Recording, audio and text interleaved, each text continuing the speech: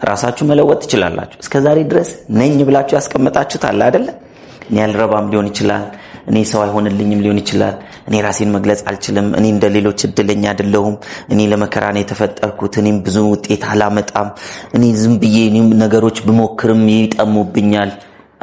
እነዚህን ስጠቅስ አይኖ ወይ ሁሉም አሉባችሁ። ኦኬ ሁሉም ባይሆን አንዱ ሁለቱ ሶስቱ አይደለ ከጠቀስኳቸው መካከል እና ደግሞ ስናወራቸው ቀላል ይመስላሉ እንጂ ለህይወት ይሄ ተደብቆ መኖር ታውቃላችሁ። እየፈለጉ ማጣት ለማሳካት ከውስጥ ፍላጎት አለ፣ ነገር ግን የሚገድበን ነገር አለ። ስለዚህ የሚገድበን ነገር ደግሞ ሲራዘም አብሮን ሲቆይ ምን ይሆናል? እውነት መስሎን ቁጭ በቃ እኔ እንዲህ ነኝ ብላችሁ የደመደማችሁት ነገር አለ አይደል? ትንሽ የሆነ የማይረባ የማይጠቅም መውደቅ የሆነ ስኬት ያልሆነ ብቻ ወር ደግሞ ብዙም ጠቃሚ ያልሆነ እኔ እንዲህ ነኝ ብላችሁ የደመደማችሁት ነገር ካለ እንደዛ አይደላችሁ። ለምን የሰራችሁ እንደዛ ስላልሆነ እስከዛሬ ድረስ እንዲህ ነኝ ያልነው እስከዛሬ ድረስ ባለን ዕውቀት ባለን ፕሮግራሚንግ ባለን እምነት ባለን አካባቢ ባለን የትምህርት ደረጃ ባለን ወዘተርፈ ከዚህ በፊት በሰራናቸው ባየናቸው ልምድ ባደረግናቸው ነገሮች እኔ እንዲህ ነኝ ብለን ወስነናል። ፍርሃትን መወጣት የምንችለው በመጋፈጥ ብቻ ነው። ስትጋፈጡ ግን የምታፈቅሩትን ነገር ያዙ። አይታችኋል አንዳንድ ጊዜ የዛፍ ስር ትልቅ አለትን ሰንጥቆ ያልፋል፣ ግን በጥንካሬ ማን ይበልጣል? አለቱ ይበልጣል። ለምን? ዛፉ ባይዘው ምን ስለሚያደርግ ነው? አለቱን አይጋፋም። ዝም ብሎ ራሱ ያድጋል አይደል? ዝም ብሎ ያድጋል። which is confidence ሲጨምር ዙሪያው ያለው ነገር እንዳለ ይሰነጠቃል። በውስጥህ በዙሪያ ያሉ ነገሮች እንዳለ ከውስጥ ያለውን self confidence በመገንባት ይሰነጠቃል። የመጀመሪያው ነገር ዲሳይድ መቼ ነው መወሰን ያለብን? አሁን ምነግራችሁ አብዛኞቻችን አልወሰንም። ውሳኔ የለንም ገና። ምክንያት ነው ያለን። አሁን ላይ እንዴት አድርጌ ማድረግ እንደማልችል ምክንያቶች አሉኝ፣ ሰበቦች አሉ። አሁን አልችልም፣ ወደፊት እችላለሁ። አብዛኛው ሰው እኮ በተስፋ ነው የሚሞተው፣ የሚኖረው ሳይሆን የሚሞተው። አሁን ገና ወጣት ነኝ፣ ችግር የለም፣ ወደፊት ሰራዋል፣ ሳድግ ይላል። የኔ ጉዳይ የሚባለውን ነገር ማስቀመጥ አለብን። ጉዳይ ምንድነው? በዚህ ህይወት አሁን መወሰን አለብን። ወስኑ። ጉዳይን ለማድረግማ ጊዜ የለኝም። አዎ ጊዜ ስለሌለ እኮ ነው መወሰን ያለበት። ጊዜ እንዲኖር ጊዜ የለኝም የሚል ሰው ጊዜ ለማግኘት መወሰን አለበት የለበት? ጊዜ የተረፈው ህይወት ለመኖር መወሰን አለበት። ዛሬ ወስኖ ሰው ዛሬ ያገኛል እንዴ? አያገኝም እኮ። ዛሬ እኮ አይደለም እናገኘው። ዛሬ ግን ሲወስን አንድ ሰው እንደዚህ አይነት አኗኗር እየኖረ ከነበረ ይህ አኗኗር ደግሞ ቁልቁል ከሆነ ወይም ባለበት እርገጥ ከሆነ ዛሬ ምን ይወስናል? አቅጣጫውን ይቀይራል። ከዛሬ ጀምሮ ሲስተም ገንብቼ 10 አመት ይፍጅ 6 አመት ይፍጅ 15 አመት ይፍጅ 20 አመት ይፍጅ ከ20 አመት በኋላ ከ10 አመት በኋላ ከ15 አመት በኋላ እየገነባው ገንዘብ እያገኘው ገንብቼ ሲጨርስ ደግሞ ባቋርጠው ባቋርጥ ለሚለው ፈልጎ ብቻ ሳንፈልግ ማቋረጥ ይኖራል እኮ አይደለም? ሳንፈልግ ማቋረጥ ይኖራል። በጤና ችግር ምክንያት፣ በሞት ምክንያት፣ በአቅም ማነስ ምክንያት፣ በተለያዩ ምክንያቶች የሰው ልጅ እየሰራ የነበረ ሰው መስራት የሚያቆማል። ዲሳይድ ነው። አሁን ወስኑ። ከዛሬ ጀምሮ ህይወቴን ለመለወጥ እታገላለሁ። በነገራችን ላይ ለመለወጥ እታገላለሁ። መስራት አይቀር፣ ማሳቤ አይቀር፣ መልፋቴ አይቀር፣ ከሆነ አይቀር ባለበት እርገጥ ከሚሆን ለምን ይሻላል? ለእድገት አይደለ? ለፕሮግረስ። እንዴት እንደማድግ ላላውቅ እችላለሁ። እንዴት እንደማድግ አለማወቅ የሚባል ችግር አለብኝ። ለማወቅ አነባለሁ፣ ለማወቅ እማራለሁ፣ ለማወቅ እጠይቃለሁ፣ ለማወቅ አማክራለሁ፣ ያሉኝን ሪሶርሶች እጠቀማለሁ። ለማወቅ ኦንላይን እገባለሁ፣ ቼክ አደርጋለሁ። ያልወሰነ ጭንቅላት ለዘላለም እንደተመላለሰ ይኖራል። መቼ መወሰን አለብን? አሁን ባላችሁ ጉድለት ላይ፣ አሁን ባላችሁ በቂ ምክንያት ላይ፣ አሁን ባላችሁ የህይወት ችግር በእያንዳንዱ ቀን፣ በእያንዳንዱ ሳምንት፣ በእያንዳንዱ አመት የራሱ የህይወት ችግር አለው የለውም? ቆይ ከችግር ልውጣና ይላሉ ብዙ ሰዎች። ከችግር አትወጣም። በህይወት እያለን ካላመናችሁኝ እኔ 40 ድረስ 47 ድረስ አትወጡ። ሁሌ ችግር አለ፣ ሁሌ ምን አለ? መፍትሄ አለ። በሁለቱ መካከል ያለው ልዩነት ምንድነው? የችግሩ ባለቤት ውሳኔ። እየፈታው እኖራለሁ ብሎ መወሰን መቼ ነው መወሰን ያለበት? አሁን የተሰጠሽ ችግር ሁሉ ብሌሲንግ ነው። አሁን አይገባንም። እንዲህ በእኔ የደረሰ ችግር እንዴት ብሌሲንግ ይሆናል? ችግር ብለሲንግ ነው። እቺን አባባል ያዟት። የተሰጠ ችግር እንድትፈታው ነው። ስትፈታው በዛ ውስጥ ነው ያንተ ስጦታ ያለው። ብልጥነትን ከተዋችሁ ባይዘው ሰክሰስፉል ትሆናለህ። ብልጦናችሁ እኮ ነው። እንዴት መሰለህ እኔ የማይሳካልኝ ለምሳሌ አሁን ፋዘርም ዝምተኛ ማዘርም ዝምተኛ ነው።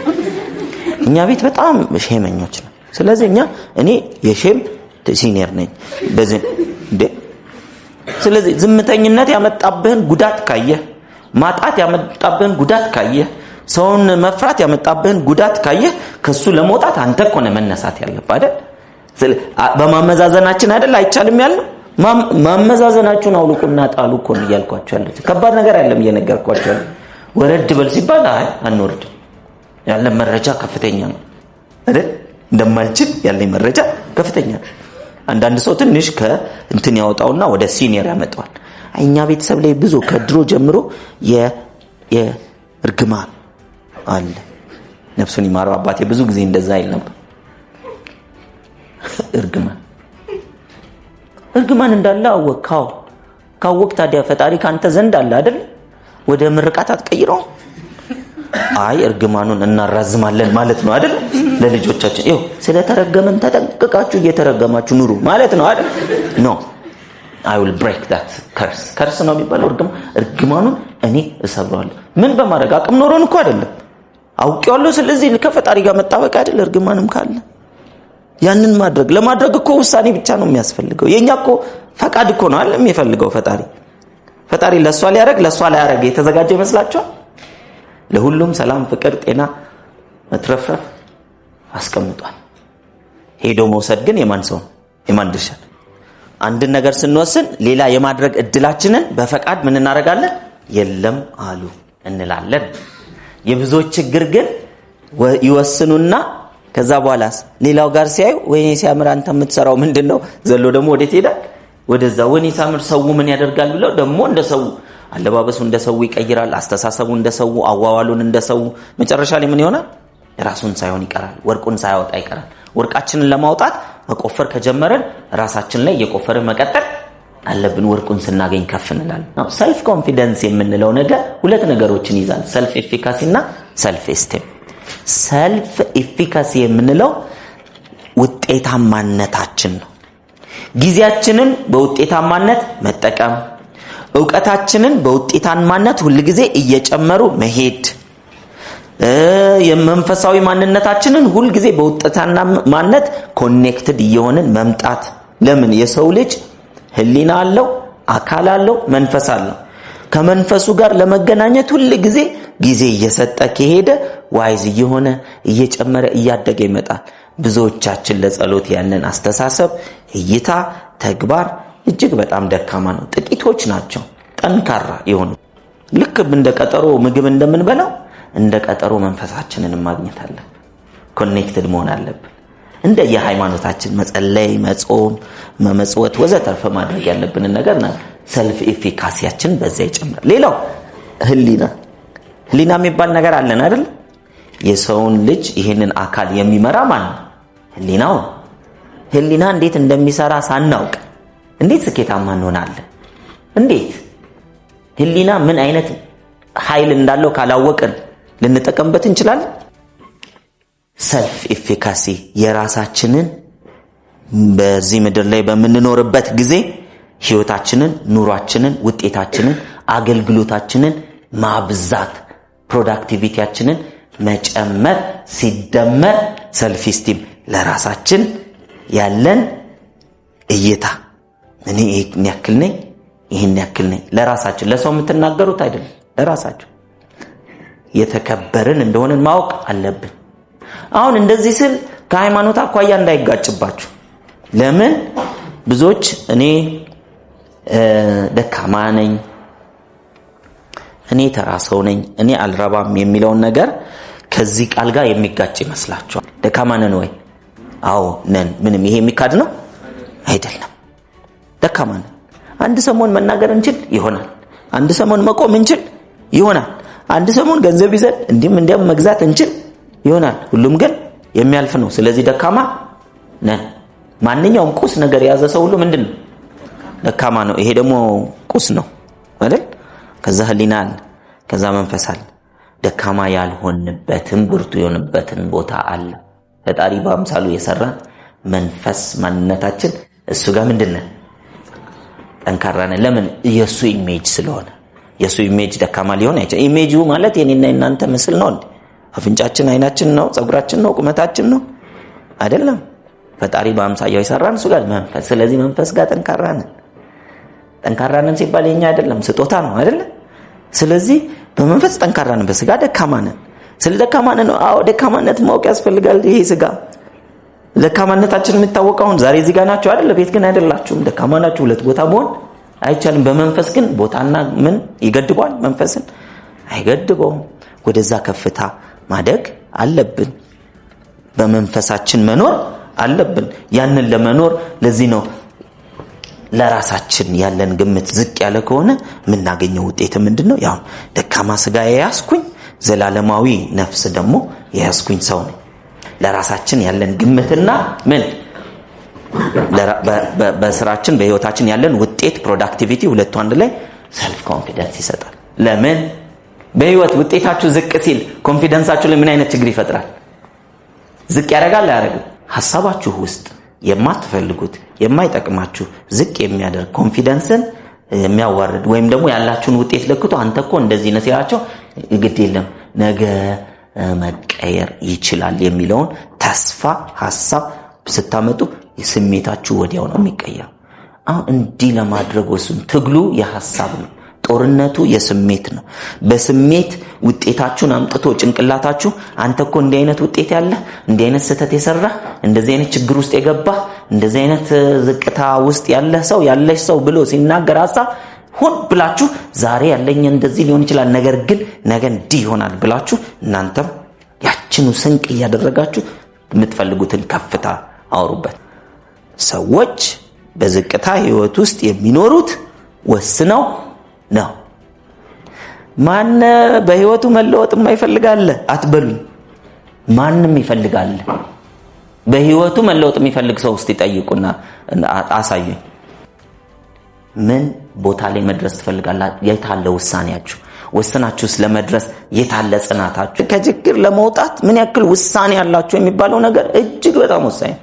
የኢትዮጵያ ህዝብን ደሃ አድርጎ እያኖረው ያለው ውሳኔው ነው። ችግሩ ነው አትበሉኝ። ዓለም ሁሉ ተቸግሯል። ጃፓን ተቸግሮ ጫማቸውን በልተዋል። ቻይና ችግር ውስጥ ነበር። ኮሪያ ችግር ውስጥ ነበሩ። ዱባይ በጣም በረሃ ነበረች ምናም። ከዛ ነዳጅ ስለወጣ አይደለም ስለወሰኑ ነው። ይሉኝታ እኮ ያለበት ሰው የህይወቱን መሪ ለብዙ ሰው ሰጥቶ ግማሽ ወደ ቦሌ፣ ግማሽ ወደ ጉለንዴ፣ ግማሽ ወደ ኖርዝ፣ ግማሽ ወደ ሳውዝ ይወስደዋል። ይሄ ሰው በጥስጥስ ብሎ ነው የሚኖር። ኖረም አይባልም ነው የሚያልፈው።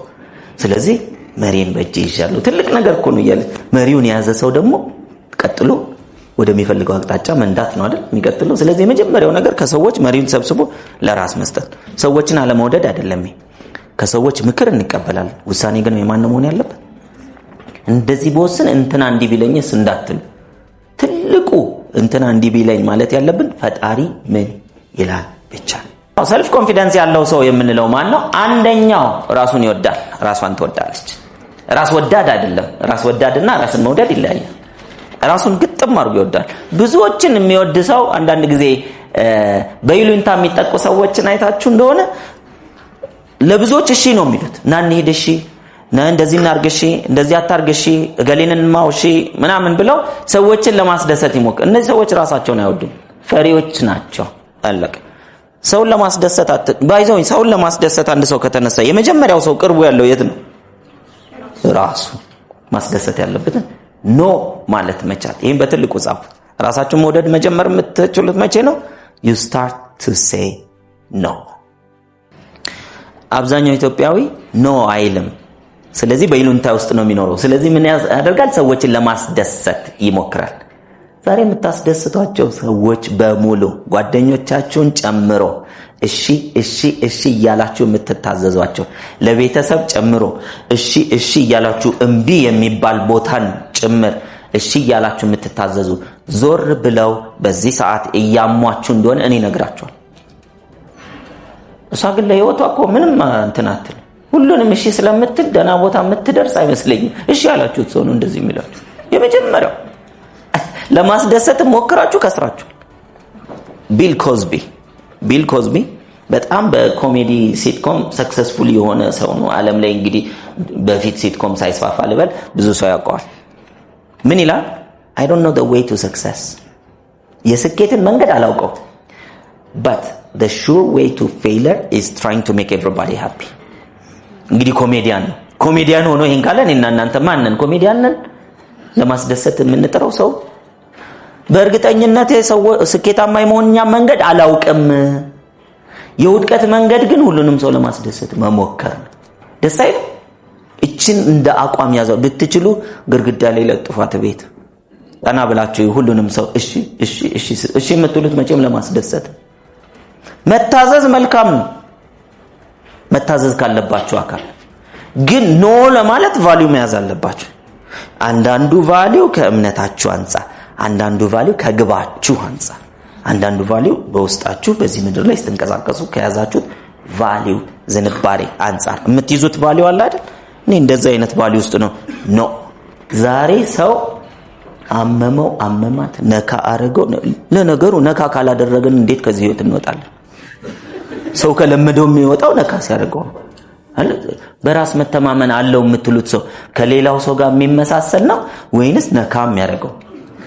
ነካ የሚያደርገው እኮ ከሌላው እኔ እንደዚህ አይደለም ይሄ ነገር አላማረኝም የሚል እኮ በራስ መተማመን አለው የለውም? ይኸው ጭንቅላቱ እኮ እንደ ሰው እንዲያስብ አመጣለታል። እኔ እኮ የእንትን ፍቅር አላገኘውም የእንትን ፍቅር አለ ዝም በል። ስለዚህ ምን ያደርገዋል? ነካ ያደርገዋል። ስለዚህ ነካ የሚያደርጋችሁ ነገር ከሌላችሁ ኖርማል ሆናችሁ ነው የምትሞቱት። እንደ ኖርማል ቀፋፊ ነገር የለም። ኖርማል ሰዎች ምን አይላቸው? ሰልፍ ኮንፊደንት አይ አም ኤክስትራኦርዲናሪ። ለዚህ ነው አሻራችን ምን ይሆነው? የተለየ መልካችን ምን ይሆነው? የተለየ መንታ እንኳን ቢባሉ ወላጆች ያቋቸዋል አይደል? ለሌላው ሰው መመሳሰል ሊኖር ይችላል። መምሰል ትችላለህ፣ መሆን ግን አትችልም። ስለዚህ እኔ ነኝ ብላችሁ አንድ ነኝ በዚህ ምድር ላይ እንደዚህ አይነት አቋም፣ እንደዚህ አይነት መልክ፣ እንደዚህ አይነት ሰውነት የተሰጣችሁ አንድ በዚህ ምድር አትደገሙ። እንኳን አንቺ አንድ ሆነ ምን አይነት እንቁ እንደሆናችሁ ለማወቅ ማለት አንድ ሆነ ዋሊያ እንኳን ኢትዮጵያ ውስጥ 200 ቀረ 100 ቀረ ተብሎ በክብር ዩኔስኮ ሁሉ ይመዘግቡ። በጀት አላቸው ባይዘው። አንተ እኮ ኢትዮጵያ ውስጥ ብቻ ለዓለም እንኳን አንድ ነሽ። እንዳንቺ አይነት አልነበረም፣ የለም፣ አይኖርም። ይሄንን ከተገነዘበን ለወፍር ልቅጠን ለርዛም ልጥቆር ልጠር ምናምን የሚል ሐሳብ የለም። እንደዚሁ እንዳለ ዩኒክ ነኝ። ስለዚህ ሪስፔክት ማድረግ ያስፈልጋል። እሱን መገንዘብ ነው መጀመሪያ። በራስ መተማመን ከዛ ነው የሚመነጨው። እኔ አንድ ተራ ሰው ነኝ ይላል። አንተ ተራ ምንህ ነው ተራ? ሰው ግን ተራ የሚሆነው መቼ መሰላችሁ? ሰውን ለመምሰል ሲሞክር። የሚቀጥለው ሪስክ ለመውሰድ ፈቃደኛ ይሆናሉ። ቁጭ ማለትም ሪስክ ነው። በአለም ላይ ትልቁ ሪስክ ምንም ሪስክ አለመውሰድ። አንድ ጊዜ you can win የሚለው መጽሐፍ ላይ ብዙ አጫጭር ታሪኮች አሉ እና እዛ ላይ ምን ይላል? አንድ ገበሬ ዘንድሮ ምን ዘራህ? በቆሎ ዘራህ ሲለው አይ በቆሎ ዘንድሮ ትንሽ ተምች ሊኖር ስለሚችል አልዘራሁም። ኦኬ ስለዚህ ስንዴ ዘራህ? አይ ስንዴ ትንሽ ግሪሳ ወፎች ሊኖሩ ስለሚችሉ አልዘራሁም። እንግዲያውስ ማሽላን የዘራው? አይ ዘንድሮ ዝናብ ሊኖር ስለማይችል አልዘራሁም። እና ምን አረክ ሲለው አይ played it safe ተጫወትኩ። ምን ማለት ነው? አልዘራሁም። ገበሬ አልዘራም ማለት በሚቀጥለው አመት የሚበላው የለም። don't play safe። አሁን ገበሬ ሲባል እኔና እናንተ አይደለም ብላችሁ እንዳታስቡ። ዛሬ እድሜ 20 ውስጥ ከሆነ ያለሽው እድሜ 30 ውስጥ የምትበላውን የምትበየው ነገር የምታተርፈውን የምታተርፊውን የምታፈራውን የምትደርስበትን ከፍታ መቼ ነው የምትገነባው? አሁን። ለምን እድሜ 20 ውስጥ ብታረጉት የሚያምር ነገር አለ? ዘመን ከኛ ያልፋል ስለሚያልፍ እኛ ቶሎ መስራት አለብን። በ20 ላይ ግጥም አድርጋችሁ ሰርታችሁ 30 ውስጥ ስትገቡ 30 ከ20 ይጠቀማል። በ30 ውስጥ ደግሞ የምትሰሩት ለ40ችሁ ከ30 ይጠቀማል። 40 ውስጥ የምትሰሩት 50ችሁ ከ40 ይጠቀማል። እንዳታሳልፉ ዘመናችሁን ምን በማድረግ ቴክ ሪስክ ውሰዱ። መነገድ ነው፣ ሞክሩ፣ ውደቁ። ስትወድቁ ምን ይሆናል? አንድ የመውደቂያ ዘዴ ትማራላችሁ እንጂ አትወድቁ። አይደለም? ከዛስ ሌላ ነገር መሞከር ነው። ፊዚካል ኤክሰርሳይዝ ልስራ ነው፣ አርት ነው፣ ጥበብ ነው ምናምን መሞከር ያለ ምንም ነገር ስትሞክሩ ከፈጣሪ ህግ ጋር እንደማይጻረር ብቻ አውቁ። ከዛ በኋላ ሰው እንደሆነ ምንም ነገር ይላል፣ ሞክሩ፣ ውደቁ። ስትወድቁ ልምድ ሰው ወደቀ ይላችኋል፣ እናንተ ግን ልምድ። በወደቃችሁ ቁጥር ስትነሱ የተሻለ ነው ሙከራችሁ ወይስ ያልተሻለ? የተሻለ